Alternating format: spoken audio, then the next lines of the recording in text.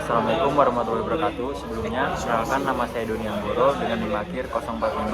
Pada kesempatan kali ini, saya akan menjelaskan mengenai restoratif justice dalam sistem peradilan pidana anak di Indonesia. Sebelumnya, peradilan pidana anak pada hakikatnya memiliki karakteristik yang berbeda dengan sistem peradilan pidana bagi orang dewasa. Perbedaan tersebut didasarkan pada pendudukan anak sebagai individu yang masih berada dalam tahap pertumbuhan dan perkembangan secara fisik, psikologis maupun sosial.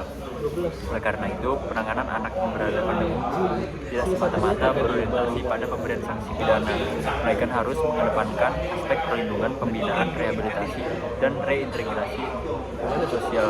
Pendekatan yang berorientasi pada kepentingan terbaik bagi anak atau the best interest of the child menjadi prinsip fundamental dalam penyelenggaraan peradilan pidana anak agar proses hukum yang dijalani tidak menimbulkan dampak negatif terhadap perkembangan anak di masa depan. Dalam perkembangan hukum pidana modern, konsep restoratif justice hadir sebagai pendekatan alternatif dalam penyelesaian perkara pidana, termasuk perkara yang melibatkan anak sebagai pelaku tindak pidana. Konsep ini menitik beratkan pada upaya pemulihan terhadap hubungan sosial yang terganggu akibat terjadinya tindak pidana, baik antara pelaku, korban, keluarga, maupun masyarakat. Berbeda dengan pendekatan retributif yang berfokus pada penghukuman. Restoratif justice lebih menekankan pada penyelesaian konflik melalui dialog, tanggung jawab pelaku, pemulihan korban, serta partisipasi aktif seluruh pihak yang terdampak. Dengan demikian, penyelesaian perkara tidak hanya bertujuan untuk memberikan efek jera, tetapi juga menciptakan pemulihan sosial yang lebih adil dan manusiawi. Penerapan restoratif justice dalam sistem peradilan pidana anak dimungkinkan melalui berbagai mekanisme seperti mediasi penal, musyawarah keluarga, diversi, dan program rehabilitasi sosial. Mekanisme tersebut dirancang untuk mengurangi dampak traumatis pada proses pengadilan trauma terhadap anak, sekaligus mendorong terciptanya tanggung jawab moral dan sosial pelaku terhadap perbuatannya. Selain itu juga, keterlibatan keluarga dan masyarakat dalam proses penyelesaian perkara juga menjadi elemen paling penting karena dapat mendukung proses pembinaan serta mencegah anak mengalami stigma sosial yang berkelanjutan. Di Indonesia, penguatan pendekatan restoratif justice dalam peradilan pidana anak memperoleh landasan hukum lebih jelas sejak berlakunya Undang-Undang Nomor 11 Tahun 2012 tentang Sistem Peradilan Pidana Anak. Regulasi tersebut menegaskan bahwa penyelesaian perkara anak harus mengutamakan diversi sebagai upaya pengalihan penyelesaian perkara dalam proses peradilan formal menuju penyelesaian di luar pengadilan. Kehadirannya undang-undang tersebut menunjukkan adanya perubahan paradigma dalam sistem peradilan pidana anak Indonesia dari pendekatan yang bersifat represif menuju pendekatan yang lebih restoratif dan rehabilitatif. Dengan demikian, anak yang melakukan tindak pidana tetap memperoleh perlindungan hak-haknya sebagai individu yang memerlukan pembinaan dan pendampingan. Meskipun secara normatif penerapan restoratif justice telah mendapatkan legitimasi hukum, implementasinya dalam praktik masih menghadapi berbagai hambatan. Salah satu persoalan utama adalah belum meratanya pemahaman aparat yang penegak hukum mengenai konsep dan mekanisme penyelesaian restoratif. Selain itu, keterbatasan sumber daya manusia, kurangnya fasilitas pendukung, serta perbedaan kapasitas institusi penegak hukum di berbagai daerah menyebabkan pelaksanaan diversi dan penyelesaian restoratif belum berjalan secara optimal. Hambatan ini juga muncul dari faktor sosial budaya masyarakat yang cenderung memandang penghukuman sebagai bentuk utama dalam penyelesaian case tindak pidana. Jadi masalah yang kami bahas di penjelasan kali ini yaitu bagaimana penerapan prinsip restoratif justice dalam sistem peradilan pidana anak di Indonesia. Ini efektif memperbaiki hasil rehabilitatif dan reintegratif bagi anak pelaku tindak pidana, serta hambatan kebijakan, taktik, dan budaya yang menghalangi implementasinya secara menyeluruh.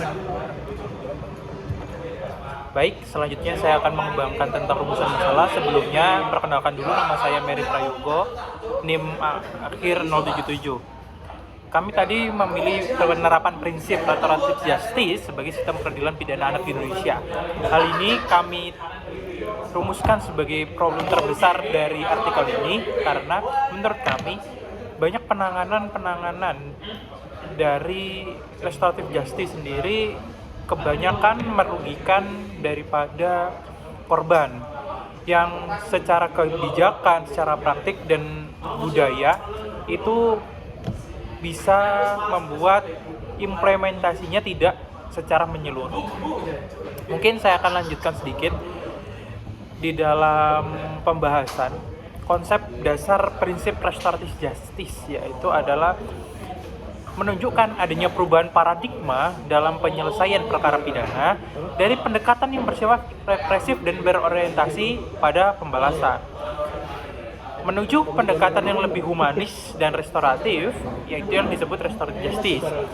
Pengesahan paradigma tersebut dilatar belakangi oleh pandangan bahwa sistem pemidanaan kontroversial di Indonesia belum sepenuhnya mampu memberikan keadilan yang substantif baik bagi korban. Selagi kita berbicara hukum, maka prinsip dasar hukum ada 3 hal: kepastian hukum, kemanfaatan, dan keadilan. Dalam 3 hal ini, seringkali tidak ada yang masuk ke dalam kriteria tersebut. Ketika tidak ada keadilan, maka apalagi kemanfaatnya sudah tidak teruji. Yang ada hanya kepastian-kepastian semu yang secara terminologis membuat pendekatan penyelesaian ini terkesan diburu-burukan seperti itu.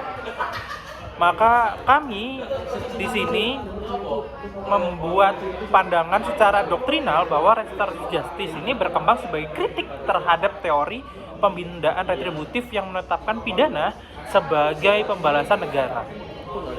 Pendekatan retributif dinilai terlalu berfokus pada kesalahan pelaku dan pengenaan sanksi, sehingga seringkali mengabaikan kepentingan korban maupun pemulihan sosial.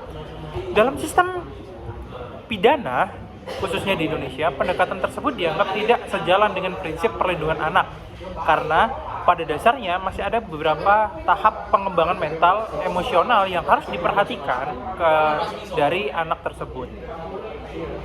Oleh sebab itu, doktrin restoratif justice ini memiliki keterkaitan erat dengan perlindungan hak anak.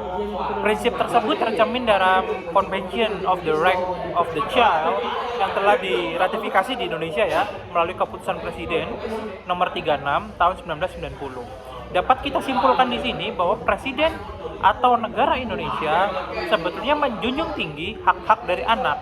Maka dari itu, konvensi tersebut segera diratifikasi oleh Indonesia. Konvensi tersebut menegaskan bahwa setiap anak yang berhadapan dengan hukum harus diperlakukan secara manusiawi dan mengutamakan kepentingan terbaik bagi anak, the best interest of the child. Selain itu, pendekatan restoratif justice juga sejalan dengan ketentuan United Nations Standard Minimum Rules of Administration Juvenile, yang dimana hal ini sesuai dengan Undang-Undang Nomor 11 Tahun 2012 tentang Sistem Peradilan Pidana Anak. Hal ini dalam pasal 1 angka 6 diversi diidentifikasikan sebagai pengalihan penyelesaian perkara anak dari proses peradilan pidana ke proses di luar peradilan pidana.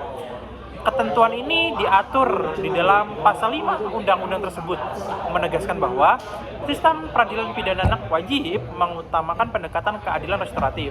Dengan demikian, pendekatan restoratif bukan hanya sekedar alternatif, melainkan menjadi prinsip utama dalam penyelesaian perkara pidana pada anak. Hal-hal yang perlu kita garis bawahi adalah social regeneration. Anak yang berhadapan dengan hukum pada hakikatnya tetap memiliki hak untuk tumbuh dan berkembang secara layak. Oleh karena itu, proses penyelesaian perkara harus diarahkan agar anak kembali diterima dalam lingkungan sosial. Kenapa? Karena proses anak tersebut selalu ada proses pertumbuhan, dan proses pertumbuhan ini harus segera di tahap yang benar. Karena proses kriminalisasi terhadap anak akan berdampak pada jangka panjangnya terhadap kehidupan sosial. Contohnya, dia akan tidak terima di lingkungan sekolah, lingkungan pekerja, dan lain-lain. Hal ini harus sangat diperhatikan di dalam menjunjung nilai kemanusiaan. Maka dari itu, dalam artikel kami jelaskan penerapan restoratif justice menjadi bagian penting dalam mewujudkan sistem peradilan pidana anak yang berkeadilan, berorientasi kepada perlindungan hak anak, dan sesuai dengan nilai-nilai kemanusiaan. Nah, pengaturan hukum restoratif justice dalam peradilan anak di Indonesia ini sudah banyak sekali dibahas oleh pakar-pakar yang terkemuka. Hal ini mendapatkan pendekatan atau ada juga yang berpandangan bahwa dampak buruk terhadap perkembangan mental dan sosial anak jika harus menggunakan sistem konvensional dalam penerapan hukum kepada anak. Hal ini harus kita kembangkan kepada masyarakat dengan pemulihan nama baik, pembinaan, dan lain sebagainya macamnya. Kenapa? Karena hal ini sangat diperlukan bagi anak untuk menjaga mentalnya agar tetap stabil. Dasar hukum perlindungan anak di Indonesia sangat banyak, terutama juga tercantum di dalam Undang-Undang Dasar, yaitu Undang-Undang Dasar Negara Republik Indonesia tahun 1945 pasal 28B ayat 2, bahwa setiap anak berhak memperoleh perlindungan serta hak untuk tumbuh dan berkembang. Ketentuan tersebut menjadi dasar bahwa anak termasuk yang berhadapan dengan hukum harus mendapatkan perlindungan dari negara. Karena kita berbicara undang-undang, maka Undang-Undang Dasar Negara Republik Indonesia tahun 1945 adalah hukum tertinggi dan harus dipatuhi. Kita berkonsep bahwa diversi bertujuan untuk mencapai perdamaian antara korban dan pelaku, menghindarkan anak dari penahanan, serta memberikan kesempatan kepada anak untuk memperbaiki diri tanpa harus menjalani proses pidana yang panjang. Hal ini balik lagi dengan peraturan nomor 1, bahwa mental anak itu sangat berbeda dengan mental orang dewasa. Anak akan lebih cepat stres, anak akan lebih cepat tidak terkontrol emosinya dan lain-lain. Mungkin itu yang bisa saya sampaikan, dan kesimpulan dari ini adalah kami menyimpulkan bahwa pelaksanaan restoratif justice di Indonesia masih belum optimal. Dalam praktiknya masih terdapat aparat penegak hukum yang lebih mengutamakan pendekatan represif meskipun itu kepada anak dibandingkan penyelesaian secara restoratif. Selain itu, kurangnya pemahaman masyarakat mengenai konsep keadilan restoratif menyebabkan diversi sering dianggap sebagai bentuk penyelesaian yang terlalu ringan terhadap perilaku tindak pidana. Keterbatasan sumber daya manusia atas pemahaman dari penegak hukum pun juga harus masih dipertanyakan.